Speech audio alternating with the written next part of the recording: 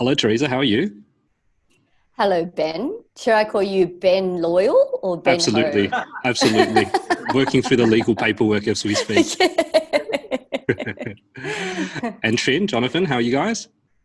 Yeah, thanks. Hi, Ben. Hi, Teresa. Hi, guys. Full of energy as always. Love Yeah, it. absolutely.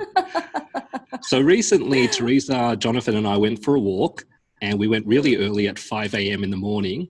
And it was too dark to sort of put some of the really interesting conversations on video, which we wanted to. Absolutely. So we've regrouped this time. And I think the big benefit of that is, Trin, we're able to get you on as well, which is Yay. awesome. Awesome.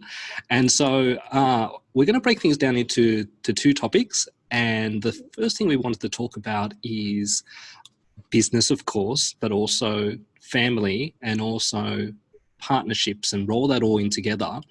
And if people haven't picked up the commonality within the three Zoom windows at the moment, we've got a husband and wife. We've got the wife, but not the husband there with Teresa. Yes. And then most of you guys know that Yes Loyal is a company with my brother. So we're all working with family. Mine's blood family. You guys are legally and bound by love as well. So actually, maybe I'll kick off with you, Teresa, because your husband's not there, and you can say whatever you want. So, did Well, Ben, I have to be careful because I know he's going to watch this video at some stage. okay, we can censor it. Did you guys set out wanting to be in business together? Was that the plan from the moment you guys met? Actually, no, it wasn't because my husband's name is Ken and his actual background is in maths and finance. So I'm in health and we're in totally opposite ends of the business world. And we actually ended up in business together because my business partner, who I originally started the business with, she was also an occupational therapist, and she just decided that she needed a bit of a change in her career direction. So as a result of that, I ended up buying her part of the business, so 50% ownership of the business. And I continued on my own for a while. When Skilled Health started, we actually started as pretty much a contractor model. I didn't have any employees except for myself to the business. And that went on for a couple of years. And it just got more difficult as things got busier. Like, it was hard to manage. I had a little boy, and I was pregnant with my second child as well at the time. And so when I took over the business fully, it was a handful. So at that point, I kind of started having these discussions with Ken and saying, look, I'm an occupational therapist. I'm not really trained to do a lot of business type things, especially accounts. So being that that's kind of your forte, is it something that you want to consider? And you know what? Nothing actually happened until I was pregnant with my third child. So there was quite a delay in that. So we just continued on. He was working full time at JP Morgan. And so every day he would go to work and come home, and I was at home with the kids and running the business with about 20 contractors on board. So that's how it was for a while. And then in about 2011, he joined me in the business. Finally, I said, I need help. And Teresa. On your own. what was that? Sorry? How many years was that on your own? On my own. So the business started in 2005, and he didn't start until 2011. 6 years. So it's about 6 years in. Yeah. Okay, so Yeah. six years on your own, 9 years together. So that's 15 years. And then how about the non-business side? How long have you guys been together? We've actually been together for 15 years. We've been married for 15 years. Okay. Yeah. Okay. Yeah. Oh. So just before we got married, I actually resigned from my full-time position. I was the work health safety manager for a company.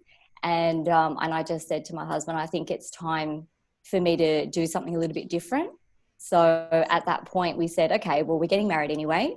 You're going to take a break because we're going on our honeymoon. So why don't you resign? And then when we come back from our honeymoon, you get started. So that's kind of how it happened. Okay. Yeah. Wow. Actually, Yeah. let me. Trin's back. I was stalling whilst Trin Trin's was away. Can I just say that when we decided that we were going to start working together as a team, we actually sat down with our accountant and said, look, this is our plan moving forward with the business, and we needed to get some advice, I guess, externally.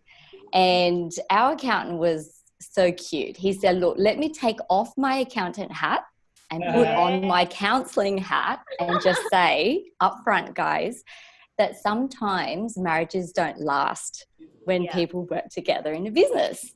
And he really, I guess, just pointed out the fact that we needed to think very carefully about our roles within the business and who was going to be doing what the business structure was going to look like, and what kind of plans we had moving forward into the future. So we haven't looked back since, and we're still married. So I suppose it's it's definitely a good thing. Yeah. But yeah, it certainly has its challenges as well, as you probably would know, Trin and John. Yeah, I think that's a really good tip, Teresa, just in terms of when people go into different forms of relationships, marriage or even business, that you often, if you want to look at it from a very logical point of view, is really look at what it might look like if you broke up. And when you've got marriage and business merged together, you've got two things to consider at the same time, how one might impact the other. So that's very interesting. So Jonathan, Trin, you guys, how long have you guys been together actually? Married? Yes. 8 years. Yeah. 8? With a long dating period? Yeah, so we got together 2008. So yeah, 12 years. 12 years? Yeah. And Trin's like, whatever you think, John. Yeah. Right. and how many years in business?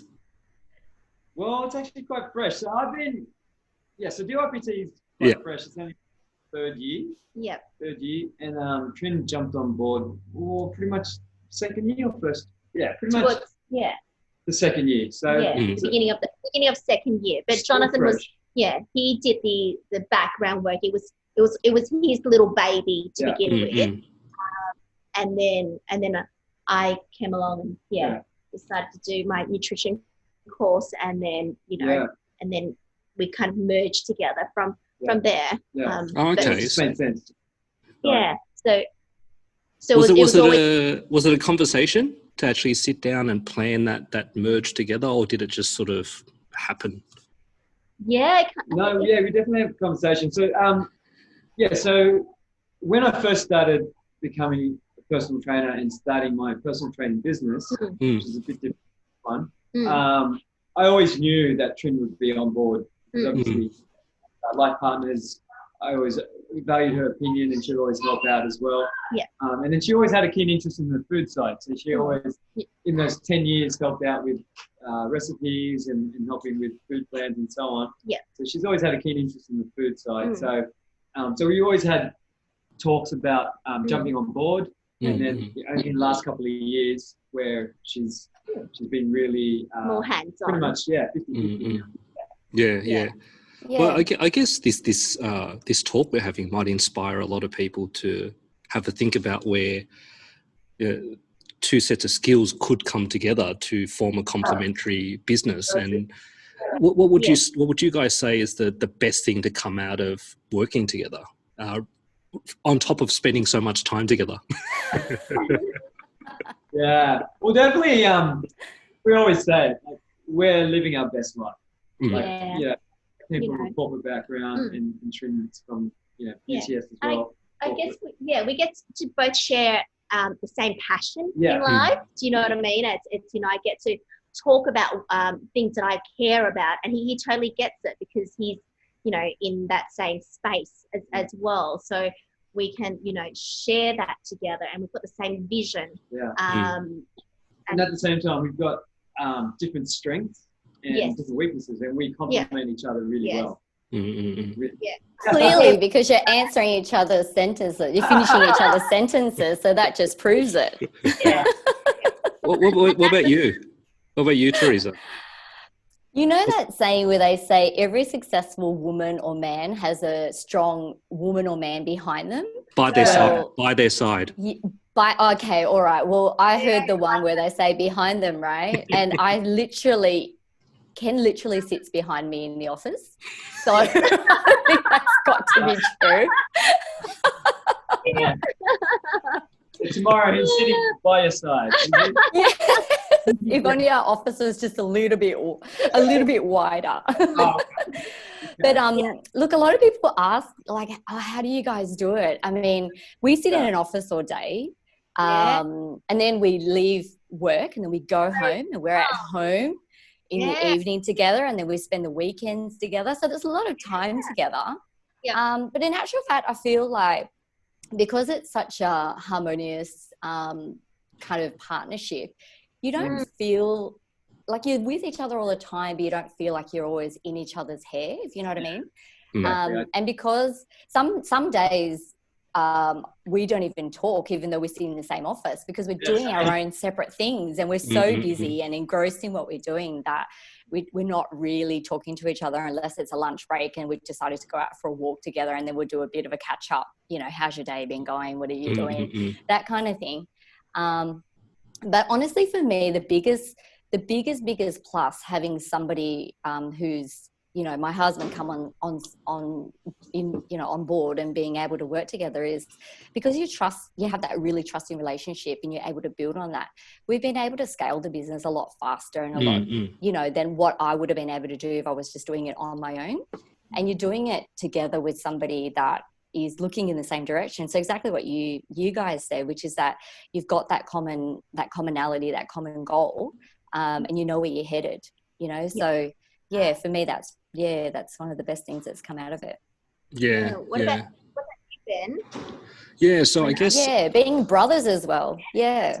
Yeah. So I guess the best thing that come out of working together is originally he was in the UK. He was in the UK for 6 years. And one of the drivers for him to come home was that we wanted to work together. So that's brought him home, not just for me, but for my nieces and nephews to see my kids as well. So it's really brought the family together, us wanting to work together.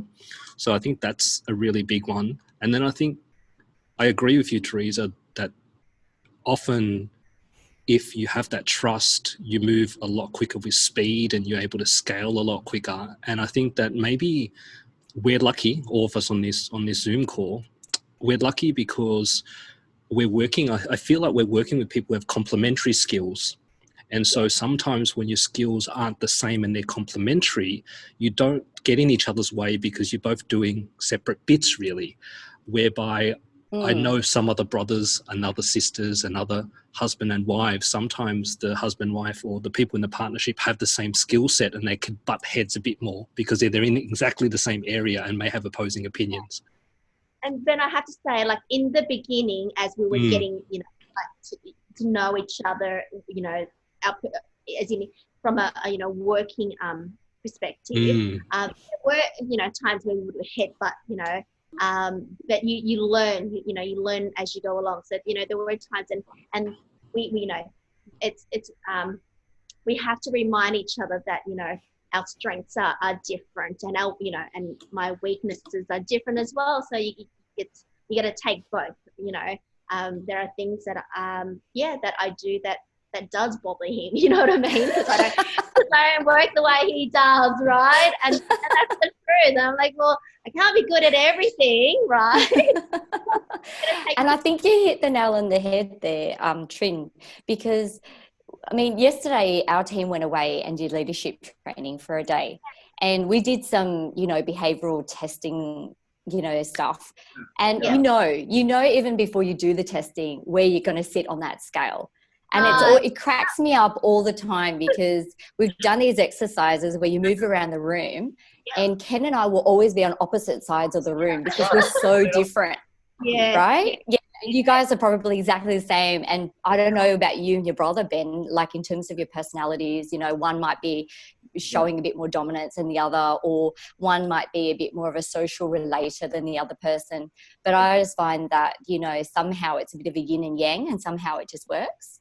But yeah, it's, yeah. And I suppose work and personal life are not that different or separate after all, because I think that what you're like in your personal life, you kind of bring across to your work life as well. So it's not like you take one off and then put the other on when you come to work. Yeah. Okay. Well, actually, I know that I've tried working with my wife on projects, not together, but we can't do it. We're so competitive that everything turns into a competition, which results in someone being a sore loser at the end of the day. Yeah, so hasn't worked for us. Any tips? Any tips for people who may be thinking about forming both a business and a personal partnership and wrapping that all together? Have you guys got any tips for people? Well, I find what's helped for us, correct me if I'm wrong, Trent, is we've got a business coach that's we see once a week, and he's a great mediator. Both of us, and he's a great listener and obviously very wise. Yeah, we look up to him. Yeah, I think it helps to have that middle person, because sometimes when things get a bit heated, right. I'm doing my best to choose my words really, really carefully here. So it's, it still doesn't come out the way that I think I can hear it, because he's like, no, it doesn't sound like. So it's best for me to share those moments, when that, when our coach is there with us, because then there's that middle person, third person, that gets to listen to it. So that's helpful. But yeah, I think for me, it's I find just not trying hard not trying not to take it too personally, right? For me,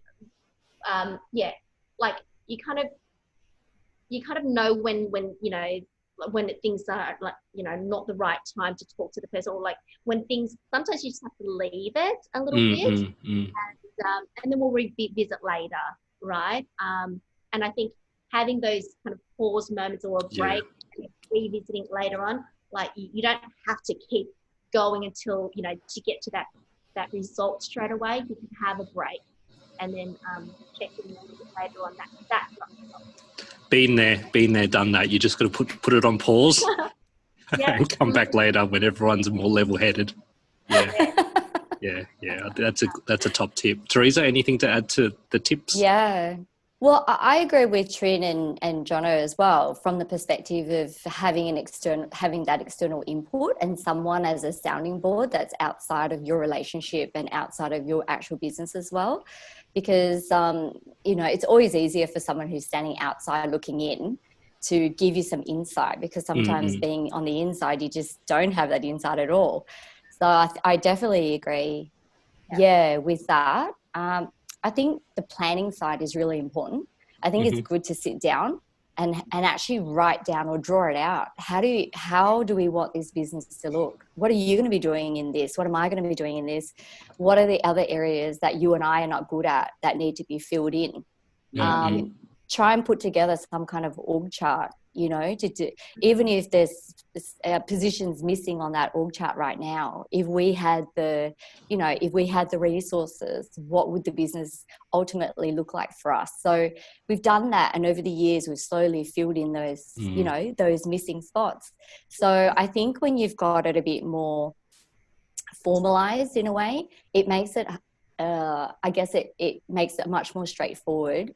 It takes the emotion out of it to some degree as well, and less personalized, because, at the end of the day, you're married, or you're related. So it's, even though you say you treat each other differently, you do treat each other differently, even though, to someone who's not related to you or who is an employee within your business. So I think from that perspective, sometimes it can get really heated and emotional. You wouldn't talk like that to somebody else who was your colleague, right? But you'd say that to your husband, or you'd say that to your brother. So from that perspective, sometimes doing that just helps you to pull back a bit and go, okay, I can see this, it's all planned out, and it causes less I guess, stress and anxiety for, for the people that you work with as well, because it's all written out. Yeah. Yeah, actually, stress and anxiety is an awesome segue to talking about health, because I know it's one of the topics that we wanted to cover today. So, actually, let's actually I'll kick us off. I think that health has a lot to do with personal performance, and personal performance is highly linked to being successful in business. So I truly believe the whole lot are interrelated. And one thing that I was actually listening to a podcast this morning, and I can't remember, it was just a random podcast. I can't remember the topic. I can't remember the person. I can't attribute this quote to anyone really. But one of the things that he actually asked out loud to himself and made me think was, often we don't think about the fact that why can't our health get better with age? Why do always people think that as you get older, your health declines, when there are so many examples of people who are actually at 40, 50, 60, fitter than they were when they were 20, 30? I definitely am fitter, look better than when I was in my 20s. And it's weird because in business, you think about a business being 10, 20, 30 years old, it should be getting better. But why don't we think the same thing about our health? Why should it get better with time versus degradation? And that's just, I'm still sort of thinking through that podcast this morning, but it really, that's kind of the top of mind for me at the moment in terms of health and business, that yes, they are related, and my health should get better over time rather than degrade. Yeah. That's right. It's possible.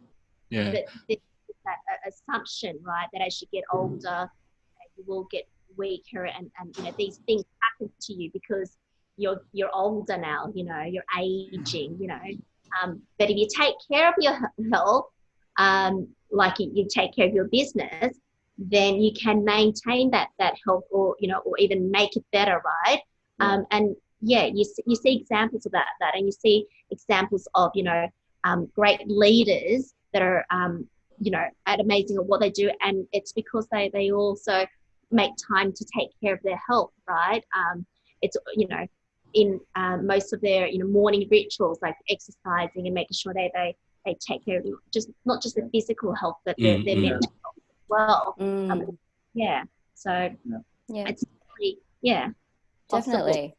I talk to my kids all the time about health, and one of the things I always say to them is, I think there's that perception, as we were saying, is that when you get older, you automatically think of course, like anything, as you age, your body will change. But if you look after things, it's obviously going to last longer. So there's always that perception that when you get old, your teeth will all fall out. Well, no, it's not. It's how well you look after them now. So important to brush your teeth every night, floss, do all that stuff. But it's those basic things, right, that we kind of forget. And, kind of takes me back to this conversation that I once had. I don't know if you guys have, insurance. What do you call that insurance where you insure yourself? And I'm at a loss. But anyway, we've taken out this insurance because we're worried that if anything was to happen, it would leave a big hole, and financially, obviously, we need to ensure that the business continues. And in that conversation, the person I spoke to said to me, "What is the most important thing in your business?" And the answer should always be me, yourself.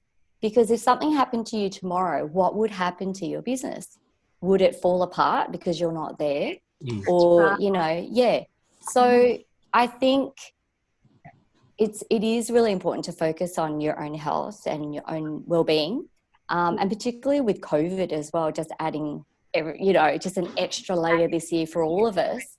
That well-being part is just so important. Is there anything you're implementing now, Teresa, to work on that aspect, or got planned?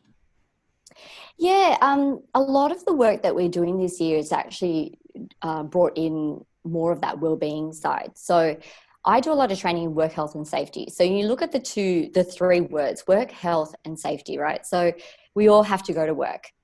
Yeah. When we go to work, we've got to make sure that we're healthy. So when we talk about health, we're talking about physical health, but we're also talking about well-being as well, which is the mental side of things as well, our psychological health.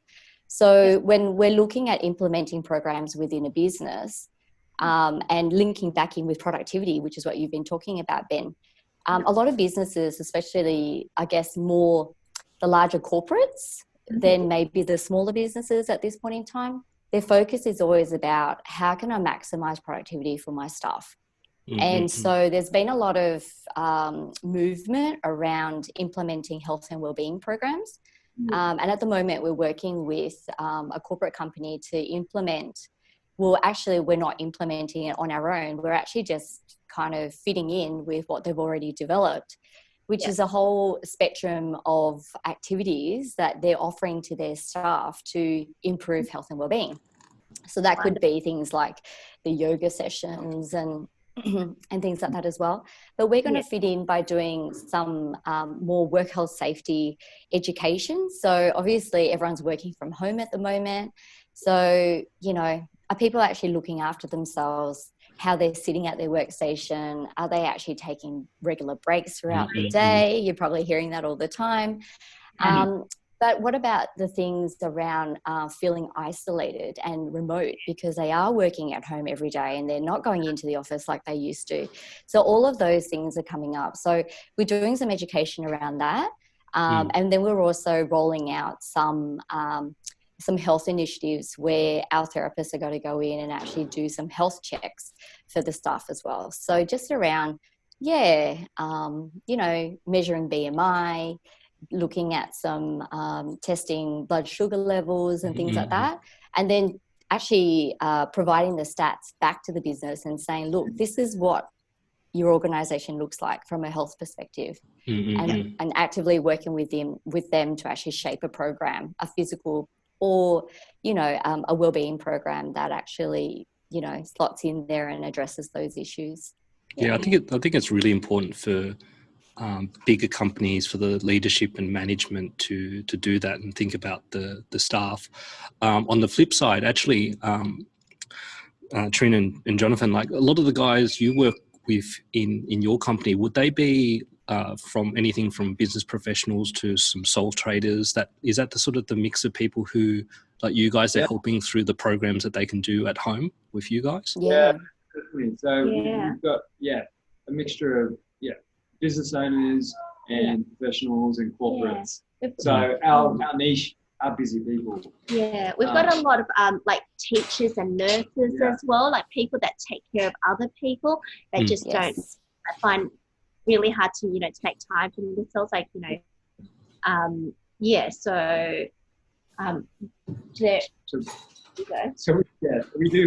have a niche of working with a lot of busy people. So most common objective we have is with time for. That's why for some of our business, on my side, it's an online gym. So we do classes online, quick workouts. So basically, no excuses. If you really want to do something for your health, time for should not be an excuse. That's any time. Better than nothing. And I love the fact that you guys run those online Zoom programs because it means that you don't have to physically be there, but you can participate and you can be in amongst other people as well. I feel like you're part of this exercising community. Yeah. That's right. And it's great for parents, you know, that, you know, want to exercise, but have so much going on, like, you know, they can't leave their kids, like, you know, and it's all you need to do is just jump online and we're there to guide you and we're there to keep you accountable as well. Yes. Because, you know, I think that's one of the biggest things that people struggle with is having someone to keep them accountable and on track, because it's all about consistency, right? They're trying to build this habit. If they're trying to do it on their own, it's so easy to give up. But when you're around the same, you know, like-minded group of people, you've got someone there to, you know, to check in on you once a week and you know, and is watching you. There's, you know, you can't you know, do a half a squat, right? Like Jonathan will tell you, you know, like he's there, you know, time to get down, right? Like I'm watching you, I'm not just following me on a screen. I'm actually physically watching you. And so you get to do what you need to do and come from your own home. Yeah. So no excuses. Always make time. Well, there's no such thing as there's no such thing as spare time, right? Like you have to make time for those things that are a priority, which could be health. Yeah, I love what you guys do on Zoom. You have that connection, that human connection, and then your energy is definitely flowing from one side of the Zoom call to the Zoom call of people at home. And I totally get what Jonathan would be doing, kicking people's asses. I'll tell you. He's like, harder. Well, I'll tell you something really, really embarrassing. So I have a set program for working out, but now and then I put someone on YouTube and I'll follow what they tell me to do. Yeah. And this morning I opened up my computer and it actually started up again from where I actually turned this guy off on YouTube. So I only did half a workout. And I opened up my computer. So you wouldn't be able to do that to Jonathan. You can't turn him off. I was just going to say there's no such thing as shutting us off, right? Come on, Dan, you've got this. You're halfway there. So actually, guys, I think I'm using the free version of Zoom, which it will kick us off regardless of whether we want to in 2 minutes. So 2 minutes. So you guys have a minute each to give a quick tip for everyone around health before we go. Yeah. Well, from my point of view, like main question that we get asked is, what's the best diet to be on, or what's the best exercise routine to be on? For me, it's whatever you can do consistently. There's your end. Yeah. Okay. You need to do consistently. Yeah. Consistency. Yeah. And enjoy it. Yeah. Yeah. Perfect. Okay. My tip for anyone who's working in the office and does a lot of sedentary work, make sure you're taking regular breaks. So at least every hour, set your alarm on your phone, or you can even get the ones where it will freeze your screen so that you can't do any more work. Get away from it, do some stretches, come back. Yeah, because it'll do so much for your body, but it'll do so much for your mind as well to actually get away and have that break. Okay. I'll give two tips, two really quick ones. The first one is maybe you need to find someone who can hold you accountable. So accountability partner is a big one. And then probably the second one is I was going to say that. Yeah. Keeping you accountable. Yeah. But I guess with that is, don't just find someone accountable. You need to work out why you're doing it for yourself, because if you don't know why you're doing it, then you won't be able to maintain and persist long term. Yeah, make it meaningful. Beautiful.